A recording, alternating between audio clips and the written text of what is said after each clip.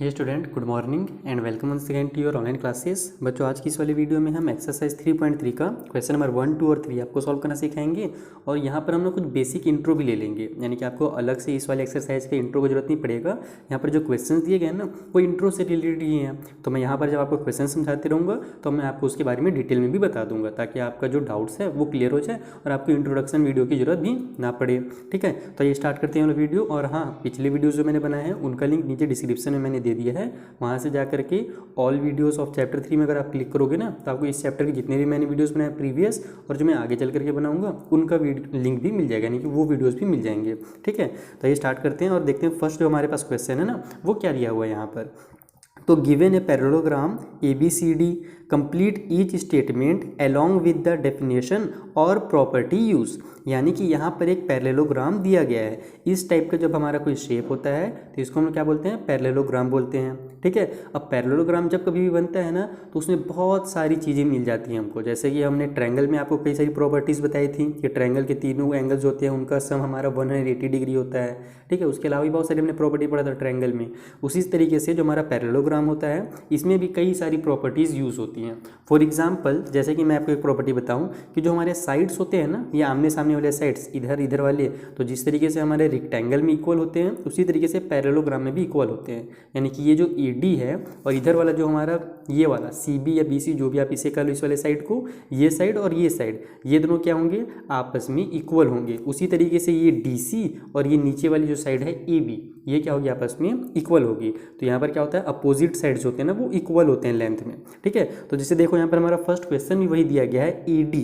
तो AD कौन सा, ये वाला, ये जो है वो इक्वल है, तो किसके इक्वल होगा, तो जाहिर सी बात है वो BC के इक्वल होगा, जो कि इधर वाला साइड है। तो बस यहाँ पर आपको लिख देना है AD is equal to BC। अब हमको ये भी बताना है कि ये हमने इक्वल कैसे लिखा, तो हम यहाँ पर क्या लिख देंगे कि in parallelogram opposite sides are equal. समझ में आ गया बात। चलिए मैं आपको कहीं पे लिख के दिखा देता हूँ। देखो, इस तरीके से आपको लिख लेना है कि इन पैरेललोग्राम जो अपोजिट साइड्स होते हैं वो क्या होते हैं, इक्वल होते हैं। इसीलिए जो हमारे यहाँ पर AD दिया हुआ है वो क्या होगा, इक्वल होगा सामने वाले साइड के, जो कि है BC। तो इस तरीके से आपको AD इक्वल टू BC लिख देना है। इस टाइप से आंसर्स को लिखने हैं, यानी कि आपको आंसर्स भी बताना है वहाँ पर, और वो कौन सा प्रॉपर्टी यूज़ कर रहा है ये भी बताना है। ठीक है, चलिए जो नेक्स्ट वाला हमारा क्वेश्चन है उसको देखते हैं क्या दिया हुआ है वहाँ पर।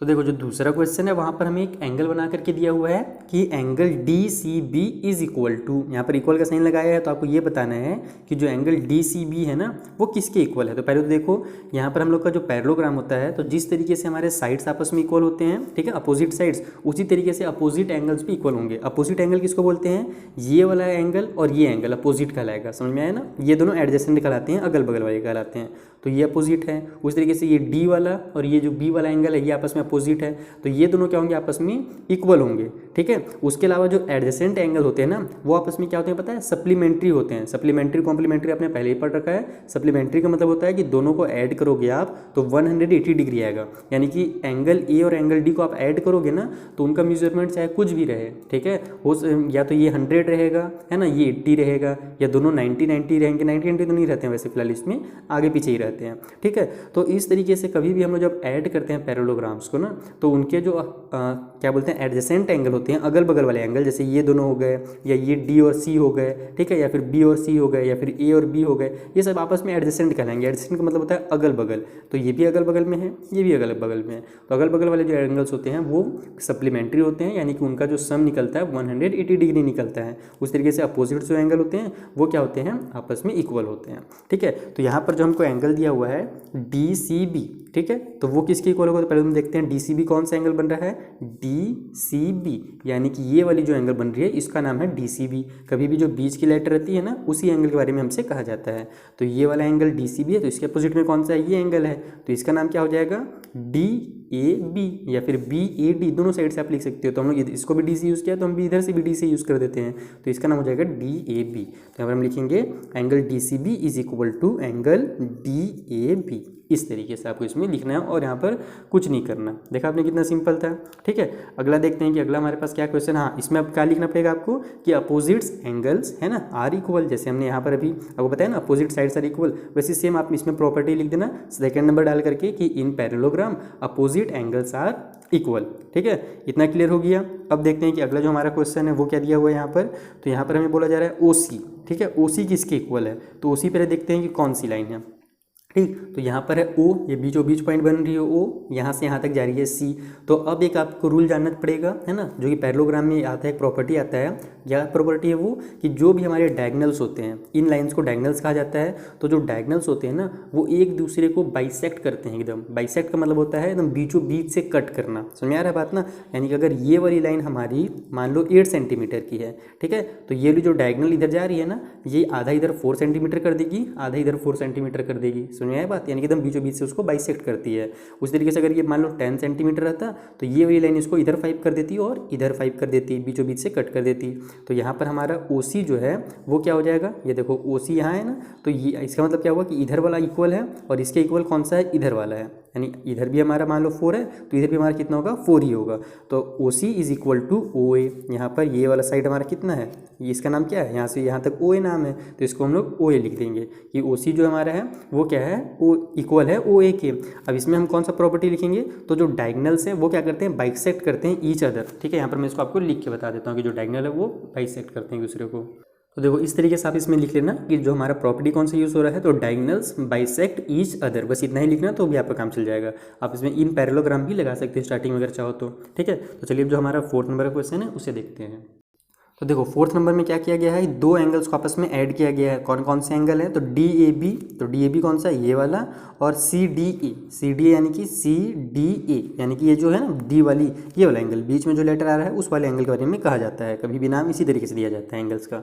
ठीक है, तो ये दोनों एडजेसेंट एंगल हैं। मैंने आपको पहले ही बता दिया कि एडजेसेंट एंगल का जो सम निकलता है वो कितना निकलता है, दोनों को ऐड करने से 180 डिग्री निकलता है। तो यहाँ पर आपको फिर क्या लिखना पड़ेगा कि एडजेसेंट एंगल्स आर सप्लीमेंट्री। ठीक है, इन पैरेललोग्राम। इसको मैं चलिए मैं आपको लिख ही देता हूँ, नहीं तो फिर आप कंफ्यूज हो जाओ कैसे लिखना, स्पेलिंग्स वगैरह में गलती मत करना। देखो इस तरीके से इसमें लिख लेना कि adjacent angles are supplementary in parallelogram. यहाँ पर मेरे पास जगह नहीं था तो मैंने सिर्फ पैरेलल लिख दिया, आप इसको पूरा पैरेललोग्राम लिख लेना। ठीक है, तो ये दोनों का जो सम निकलेगा वो 180 डिग्री हो जाएगा। Is that clear. अब हम लोग चलते हैं जो हमारा क्वेश्चन नंबर 2 है उसे सॉल्व करने में। तो देखिए क्वेश्चन नंबर जो हमारा 2 है बहुत ही ज़्यादा इंटरेस्टिंग क्वेश्चन है। यहाँ पर हमें क्या दिया गया है, consider the following parallelogram, find the value of unknown XYZ। यानी कि यहाँ पर जो हमें पैरेललोग्राम दिए गए हैं इसमें आपको जो XYZ यहाँ पर दिख रहा है ना, इन सबको फाइंड करना है। तो जो भी आपने क्वेश्चन नंबर 1 में प्रॉपर्टी पढ़ा, कई सारे तो उसी प्रॉपर्टी का यूज़ होकर के ही सॉल्व हो जाएंगे। कई सारे हमें मतलब कि XYZ जो है वो ऐसी मिल जाएगी सिंपल तरीके से। ठीक है, कहीं कहीं पर हमको थोड़ा सा मेहनत करना पड़ेगा। जैसे यहाँ पर मुझे दिख रहा है ये जो हमारा यहाँ पर ट्रायंगल बन रहा है ना, तो ट्रायंगल का रूल हमको यूज़ करना पड़ेगा और भी देखेंगे कहीं अगर जरूरत पड़ता है तो वहाँ पर यूज़ कर लेंगे। ठीक है, तो आइए स्टार्ट करते हैं इसको। मैं कॉपी में डायग्राम बना करके आपको समझाते जाता हूँ ताकि आपको लिखने में भी आसानी हो और समझने में भी आसानी हो, बार बार बुक की तरफ देखना भी ना पड़े। जैसे देखो ये हमारा फर्स्ट वाला हमारे पास डायग्राम मैंने बना लिया, दिखना कितना मज़ेदार भी आपको ये समझ में आ जाएगा। ठीक है, ये देखो हमारा ये पहले तो ये समझ लो कि ये हमारे साइड्स के नेम है ABCD। ये हमारा 100 डिग्री का एंगल है। अंदर में जो एंगल्स बन रहे हैं उनका नाम X, Y और Z दे दिया गया है। ठीक है, ताकि हमारा काम आसान हो जाए, हमको बड़ा सा नाम ना लिखना पड़े एंगल का। बहुत अच्छी बात है। अब देखो जब जो हमारा ये वाला जो एंगल है ये 100 डिग्री है, तो ये वाला एंगल कितना होगा, ये भी 100 डिग्री होगा। अभी हमने पढ़ा था कि जो अपोजिट्स एंगल होते हैं वो क्या होते हैं, आपस में इक्वल होते हैं। तो हम लोग यहाँ पर डायरेक्ट लिख लेंगे कि Y इक्वल टू 100 डिग्री। कितना सिंपल है। और यहाँ पर हम क्या डाल देंगे कि जो हमारे अपोजिट्स एंगल होते हैं वो आपस में इक्वल होते हैं। तो अपोजिट एंगल्स आर इक्वल। ठीक है, मैं शॉर्ट में भी लिख रहा हूँ, आप पहले मैंने जो डिटेल में लिखा है ना जिस तरीके से अपोजिट वगैरह की स्पेलिंग, वैसे तो आपको पता ही होगा, ये भी आप क्लास 8 में पहुँच गए हो। तो फिर मैं थोड़ा सा बता दे रहा हूँ कि अपोजिट्स एंगल आर इक्वल, इस तरीके से आपको यहाँ पर लिख देना है। आपको वहाँ पर प्रॉपर्टी भी बता देना है कि आपने वाई को 100 डिग्री कैसे बता दिया। अब देखो वाई का हमको 100 पता चली गया है, तो हम यहाँ से जेड का पता लगा लेते हैं। जेड कैसे पता चलेगा, हम क्या जानते हैं कि जो एडजेसेंट एंगल होते हैं आपस में अगल बगल वाले, उनका आपस में ऐड करने पर 180 डिग्री आता है दोनों, क्योंकि आपस में सप्लीमेंट्री होते हैं। तो हम यहाँ पर लिखेंगे कि वाई प्लस में Z इक्वल टू 180 डिग्री। और ये कहाँ से आ गया, तो हमको पता है कि जो एडजेसेंट एंगल होते हैं वो क्या होते हैं, आपस में सप्लीमेंट्री होते हैं। तो यहाँ पर मैं लिख देता हूँ एडजेसेंट एंगल्स आर सप्लीमेंट्री। ठीक है, पूरी स्पेलिंग नहीं लिख रहा ताकि हमारा टाइम बढ़ जाए थोड़ा सा। ठीक है, तो एडजेसेंट एंगल जब सप्लीमेंट्री होते हैं तो y की वैल्यू हमको पता ही है 100 डिग्री है। तो 100 प्लस में जेड इक्वल टू 180 डिग्री हो जाएगा यहाँ पर। तो यहाँ से हमको जेड की वैल्यू निकालनी है, 100 की तरह ट्रांसफर कर देंगे तो जेड इक्वल टू हो जाएगा हमारा 180 और ये 100 जो पहले इधर था इस साइड आकर के -100 हो जाएगा क्योंकि इधर ये प्लस में था।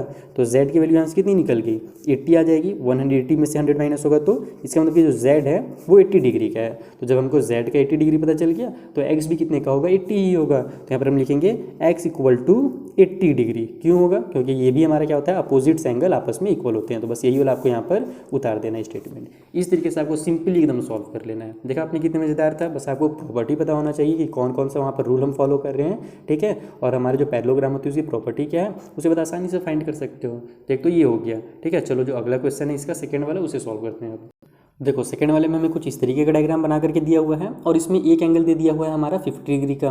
बस यहाँ पर थोड़ा सा अलग क्या दे दिया है, जो हमारा एक एंगल जो जेड है ना वो बाहर में दे दिया गया है, ठीक है, इस साइड दे दिया है। तो इसमें आपको बिल्कुल भी कंफ्यूज नहीं होना है। बहुत ही सिंपल सा एक रूल होता है हमारा। करस्पॉन्डिंग एंगल्स के बारे में आपने पहले पढ़ रखा है क्लास 6 में ही। तो करस्पॉन्डिंग एंगल्स कौन सा है इसका, ये वाला जो है करस्पॉन्डिंग एंगल है। तो करस्पॉन्डिंग एंगल हमेशा आपस में इक्वल होते हैं, यानी कि ये सीधी लाइन है ना और इसमें दो पैरेलल लाइन इस तरीके से बनी हुए हैं, ठीक है। पैरेलल लाइन वाले चैप्टर में आपने पढ़ा होगा क्लास 6 में, आपको रिवाइज करा दे रहा हूँ मैं फिर से कि एक सीधी लाइन में जब दो पैरेलल लाइन कट करती हैं तो यहाँ पर अंदर में बना हुआ एंगल और यहाँ बाहर में बना हुआ एंगल, ये दोनों आपस में क्या कहलाते हैं, करस्पॉन्डिंग एंगल्स कहलाते हैं और दोनों आपस में इक्वल होते हैं। अगर यहाँ 100 का बनेगा तो यहाँ भी 100 का बनेगा। तो हम अगर एक्स को फाइंड कर लेते हैं तो हमको जेड ऑटोमेटिकली पता चल जाएगा कि कितने डिग्री का है, ठीक है। तो पहले हम लोग एक्स को फाइंड करने के लिए क्या करेंगे, यहाँ देखो 50 है और ये हमारा वाई डिग्री है, ठीक है। तो हम लोग क्या करते हैं, इन दोनों ये आपस में एडजेसेंट एंगल है तो इन दोनों को पहले फाइंड कर लेते हैं। इस तरीके से लिखेंगे कि जो 50 डिग्री है प्लस में अगर हम लोग वाई डिग्री करें तो हमारा 180 डिग्री आ जाएगा क्योंकि दोनों के आपस में सप्लीमेंट्री एंगल्स हैं। तो मैं शॉर्टकट में यहाँ पर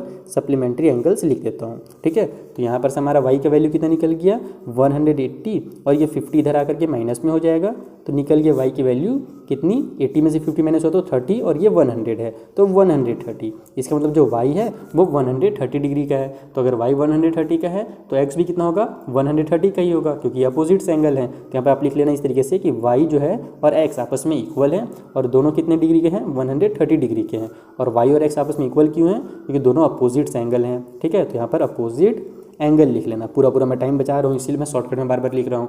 और जब हमको x पता चल गया 130 है तो z भी कितना होगा 130 ही होगा। तो यहाँ पर हम लोग लिखेंगे कि x जो है वो इक्वल है z के और दोनों कितने हैं 130 डिग्री के हैं। और यहाँ पर ये हमारा किस तरीके से, ये हमारा कौन से रूल से हुआ, तो यहाँ पर आपको लिखना है corresponding angles, CORRES corresponding PONDING, ठीक है, और एंगल्स। तो इस तरीके से आपका ये हो जाएगा कंप्लीट। समझ में आ रहा है बात ना। और सेम टू सेम यहाँ पर भी मैंने शायद शॉर्ट में इसको समझा दिया था, आपको डायरेक्ट नहीं लिखना, ये ध्यान रखना ना। जैसे यहाँ पर हमारा y जो है 100 डिग्री हमने लिखा तो है ना, तो किसके है, तो इसके, ये तो यहाँ पर सिंपल है कि इसका नाम हमारे पास 100 डिग्री ही था, ठीक है। लेकिन ये जो हमने z को डायरेक्ट यहाँ पर 80 डिग्री बताया था तो z किसके अपोजिट में है ना, सॉरी x को हमने 80 डिग्री बताया था तो x इसके अपोजिट में z के हैं। तो यहाँ पर आपको लिखना पड़ेगा कि z इक्वल टू एक्स, यानी कि जो z है वो x के इक्वल है और दोनों कितने हैं 80 डिग्री के हैं। और दोनों इक्वल क्यों हैं, क्योंकि दोनों आपस में अपोजिट एंगल है। इस तरीके से बस आपको थोड़ा सा बता देना है, जहाँ पर भी जिस एंगल को अपोजिट बताओ है ना तो वहाँ पर उसके बारे में बता दो आप, ठीक। चलिए अब जो हमारा थर्ड क्वेश्चन है उसे सॉल्व करते हैं। देखो ये हमारा थर्ड नंबर में कुछ इस तरीके का डायग्राम बना करके दिया हुआ है, ठीक है। आइए इसमें हम लोग सॉल्व कर लेते हैं। सबसे पहले तो देखो यहाँ पर हम क्या करेंगे, एक्स को फाइंड कर लेंगे। एक्स को फाइंड करने के दो तरीके हैं यहाँ पर, एक सिंपल वाला तरीका, दूसरा वाला भी सिंपल ही है जिसको हमने पहले आपको बताया है, उसको क्या बोलते हैं, लीनियर पेयर बोलते हैं। इधर देखो इस तरीके का डब्बा बना हुआ है तो मैंने आपको 3.2 में डिटेल में समझा दिया, कभी भी डब्बा बना रहे हैं तो वहाँ पर समझ जाओ कि आप वो 90 डिग्री का एंगल है। तो अगर ये 90 डिग्री है तो ये भी 90 डिग्री ही होगा, क्योंकि हम क्या जानते हैं एक सीधी लाइन पर बने हुए दो एंगल लीनियर पेयर कहलाते हैं और दोनों का सम जो होता है 180 डिग्री होता है।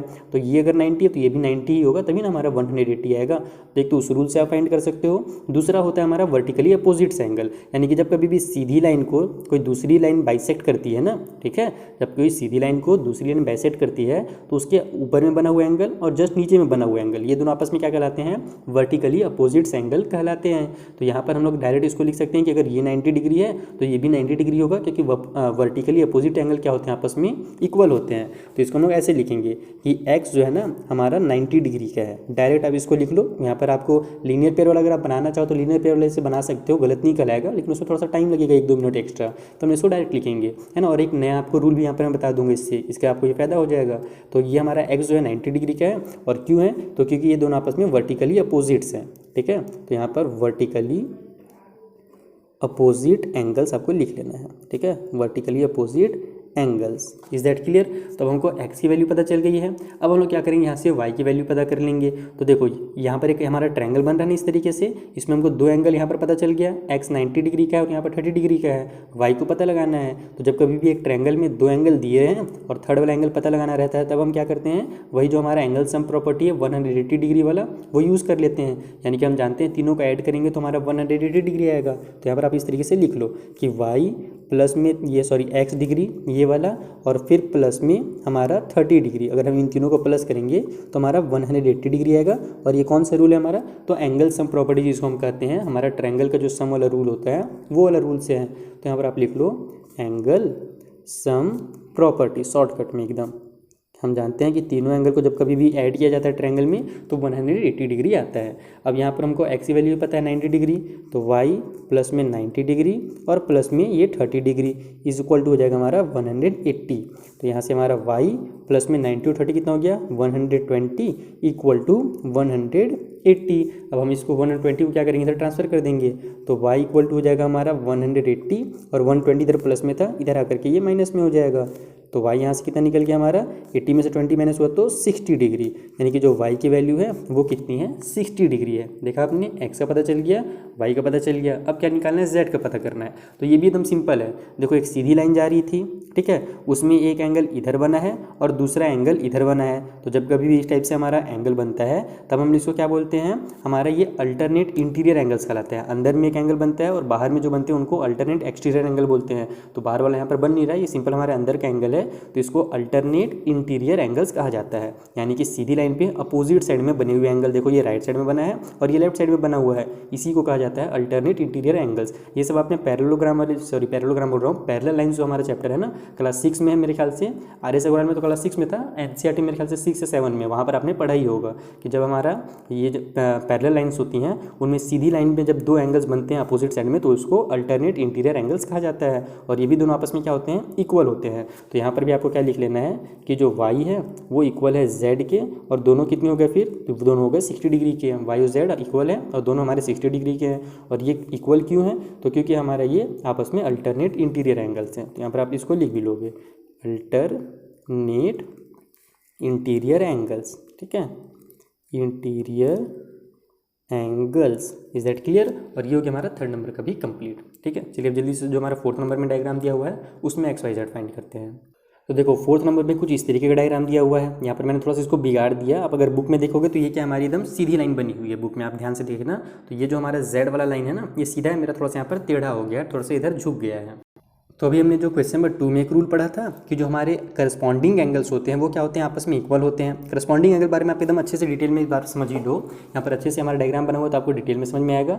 देखो ये दोनों हमारी पैरेलल लाइन्स हैं, उसको एक सीधी लाइन यहाँ पर कट कर रही है इन दोनों पैरेलल लाइन को। तो यहाँ पर जो अंदर में एंगल बनेगा, ठीक है, और यहाँ जो बाहर में एंगल बनेगा, ये आपस में क्या कहलाता है, करस्पॉन्डिंग एंगल कहलाता है। अपोजिट साइड में जो एंगल बनता है उसको वर्टिकली बोल रहा हूँ, हमारा अल्टरनेट इंटीरियर, और अगर बाहर में एंगल्स बन रहे हैं तो अल्टरनेट एक्सटीरियर एंगल कहते हैं। ठीक है, और जो एकदम यहाँ पर जैसे एक एंगल बना और इसको अगर मैं इधर बढ़ा दूँ और इधर जो एंगल बनेगा, ये दोनों आपस में क्या कहलाएंगे, वर्टिकली अपोजिट्स एंगल कहलाते हैं। इस तरीके से एंगल्स को यहाँ पर डिफाइन किया जाता है। ठीक है, तो ये दोनों हमारे क्या है, करस्पॉन्डिंग एंगल्स हैं। ये एक बाहर में है और ये एक अंदर में सीधी लाइन पे। तो हम लोग यहाँ पर लिखेंगे Z equal to 80 degree, because ये क्या आपस में, तो ये हमारे करस्पॉन्डिंग एंगल्स हैं। तो यहाँ पर आप लिख दो करस्पॉन्डिंग एंगल्स। ओके, ये हो गया हमारा फर्स्ट वाला कंप्लीट। Z का वैल्यू पता चल गया। अब हम लोग Y का निकाल सकते हैं। Y के निकालने की भी जरूरत नहीं है, यहाँ पर 80 है तो हम जानते हैं अपोजिट जो एंगल्स होते हैं वापस में इक्वल होते हैं। तो हम यहाँ पर लिखेंगे Y इक्वल टू 80 डिग्री। और Y 80 डिग्री का क्यों हो गया हमारा, क्योंकि ये हमारा क्या है, आपस में अपोजिट है। तो यहाँ पर आप लिख दो अपोजिट एंगल्स। अब हमको y का पता चल गया है, हम आसानी से x का वैल्यू पता कर सकते हैं। वैसे तो हम यहीं से पता कर सकते थे, लेकिन यहाँ से भी आप पता कर लो। ये दोनों आपस में क्या है, एडजेसेंट एंगल है, और हम क्या जानते हैं, दोनों आपस में सप्लीमेंट्री होते हैं। दोनों को ऐड करने पर 180 डिग्री आता है। तो y प्लस में x equal to 180 degree, because ये दोनों क्या आपस में सप्लीमेंट्री हैं। ठीक है, तो यहाँ पर आप लिख दो सप्लीमेंट्री एंगल्स। ठीक, इज दैट क्लियर? तो ये हो जाएगा हमारा x और y, हमारा यहाँ पर x की वैल्यू हमको पता नहीं है, लेकिन y का हमको पता चल गया है कितना, 80 डिग्री। तो y की जगह में आप 80 डिग्री लिख लो, प्लस में x इक्वल टू 180। यहाँ से x का निकालना है तो 80 को इधर ट्रांसफर कर दो, x इक्वल टू हो जाएगा 180 और ये 80 इधर प्लस में था, इधर आकर के ये माइनस में हो गया। तो x यहाँ से कितना निकल गया, 180 में से 80 माइनस हुआ तो 100। इसका मतलब जो x है वो 100 डिग्री का है। तो इस तरीके से हमको यहाँ पर भी z, y और x तीनों यहाँ पर फाइंड हो गया। चलिए जो लास्ट हमारे पास 5th नंबर में जो डायग्राम दिया हुआ है ना, उसको भी हम इसी तरीके से इंटरेस्टिंग मेथड में फाइंड कर लेते हैं। देखो क्वेश्चन में जो हमारा 5th है उसमें कुछ इस तरीके का डायग्राम दिया हुआ है। यहाँ पर हमें एक एंगल दे दिया हुआ है ये 112 डिग्री का, और यहाँ पर जो आधा सा छोटा सा एंगल है वो कितना दे दिया है, 40 डिग्री का दे दिया है। और मज़ेदार चीज़ क्या है, ये हमारा एक ट्रायंगल बन जा रहा है, ऊपर भी ट्रायंगल बन रहा है, नीचे भी ट्रायंगल बन रहा है। तो हम इसको आसानी से फाइंड कर सकते हैं। सबसे पहले तो देखो ये हमारा आपस में इक्वल होगा, अपोजिट एंगल है तो इसी को हम सबसे पहले लिख लेते हैं y का फाइंड करके कि y equal to 112 degree, because ये क्या आपस में अपोजिट एंगल्स हैं। तो यहाँ पर अपोजिट एंगल्स आप पूरा लिख लेना, ठीक है। ये दोनों आपस में इक्वल हो गए। अब क्या होगा, हम यहाँ से क्या कर सकते हैं फाइंड, ये x को फाइंड कर सकते हैं। y का हमको पता चल गया है, यहाँ पर आधा 40 डिग्री है और यहाँ पर x का पता नहीं है बस केवल। तो हम लोग ये यहाँ पर ट्रायंगल दिख रहा है ना इतना सा आपको, तो यहाँ से हम जानते हैं कि तीनों एंगल को अगर हम लोग ऐड करेंगे तो ये कितना होगा, 180 डिग्री होगा। तो यहाँ पर हम लिखेंगे x प्लस में y और प्लस में ये वाला 40 डिग्री। इन तीनों को अगर हम लोग प्लस करते हैं तो 180 डिग्री आएगा, जो कि हमारा एंगल सम प्रॉपर्टी जिसको हम कहते हैं ट्रायंगल का। तो एंगल सम प्रॉपर्टी, और इसके आगे भी आप लिख सकते हो ऑफ ए ट्रायंगल। मैं शॉर्टकट में एंगल सम प्रॉपर्टी लिख दे रहा हूँ, ठीक है। तो यहाँ से हमको x की तो पता नहीं है, लेकिन y का हमने भी कितना जाना, 112 डिग्री पता चल गया हमको y का। तो हम लोग यहाँ पर लिखेंगे कि x प्लस में 112 डिग्री और प्लस में ये 40 डिग्री इक्वल टू 180। यहाँ से इन दोनों को पहले प्लस कर लो तो ये हो जाएगा हमारा 12 और 40 कितना हो जाएगा, 52 हो जाएगा। तो 152 लिख लो डायरेक्ट, और इक्वल के उस साइड में 180 डिग्री ये वाला, ठीक है। अब हम क्या करेंगे, 52 को इधर ट्रांसफर कर देंगे। तो x इक्वल टू हो जाएगा 180 और माइनस में यहाँ से 152। इसको जल्दी से सब्ट्रैक्ट कर लो। 10 में से 2 माइनस होगा तो 8 आ जाएगा। यहाँ पर 7 बचा, 7 में से 5 माइनस होगा तो 2 आ गया, और 1 में से 1 माइनस होगा तो 0 आएगा। यानी कि x का जो वैल्यू निकल गया हमारा 28 डिग्री निकल गया। कौन सा, ये वाला। तो अब ये हमको जब पता चली गया 28, तो ये भी कितना होगा, 28 ही होगा, क्योंकि मैंने आपको अभी तत्काल ही बताया था हमारे अल्टरनेट इंटीरियर एंगल्स के बारे में। देखो ये हमारा इस साइड बन रहा है और ये हमारा इस साइड बन रहा है, सीधी लाइन है, उसके दो अपोजिट साइड्स में बन रहे हैं और अंदर भी बन रहे हैं, तो इसको अल्टरनेट इंटीरियर एंगल्स कहा जाता है। तो यहाँ पर आप लिख लोगे कि जो x है और जो z है वो आपस में इक्वल है, और दोनों कितने डिग्री के होंगे, तो दोनों 28 डिग्री के होंगे। और क्यों आपस में इक्वल है, तो क्योंकि दोनों आपस में अल्टरनेट इंटीरियर एंगल्स हैं। तो यहाँ पर आप लिख लो अल्टरनेट इंटीरियर एंगल्स, ठीक है। कितना सिंपल था ना। तो बस आपको थोड़े से प्रॉपर्टीज़ को रिवाइज करना जरूरत है। यहाँ पर क्लास 6 या 7 का बुक पकड़िए, अगर होगा तो, नहीं होगा तो यहीं पर आपको मैंने बहुत ज़्यादा डिटेल में समझा दिया, तो रिवाइज हो ही गया होगा आई होप, ठीक है। अब देखो क्वेश्चन नंबर 3 तो हम चाहते थे इसी वीडियो में कंप्लीट करना, लेकिन बहुत ज़्यादा लेंथी वीडियो हो जा रहा है जिसको अपलोड करने में दिक्कत होगा। तो हम लोग जो क्वेश्चन नंबर 3 और 4 है ना, आगे क्वेश्चन उनको नेक्स्ट वीडियो में ले लेंगे, और उसको भी आपको ढूंढने की जरूरत नहीं है। अभी सामने आपकी एक विंडो ओपन हुआ होगा, तो लेफ्ट वाले में अगर आप क्लिक करोगे ना तो सीधे सीधे नेक्स्ट वीडियो में आप पहुँच जाओगे, ठीक है। तो ये हमारा 4th 5th आप देख लो अच्छे से, अगर नहीं दिखा होगा तो, ठीक। और अब नेक्स्ट वीडियो क्लिप में मैं आपको बता दिया, सामने में आपके विंडो ओपन हुआ होगा, लेफ्ट में क्लिक कीजिए, सीधे आपको क्वेश्चन नंबर जो अगला हमारा 3 वाला और 4 वाला है वो मिल जाएगा, ठीक है। Thank you for watching.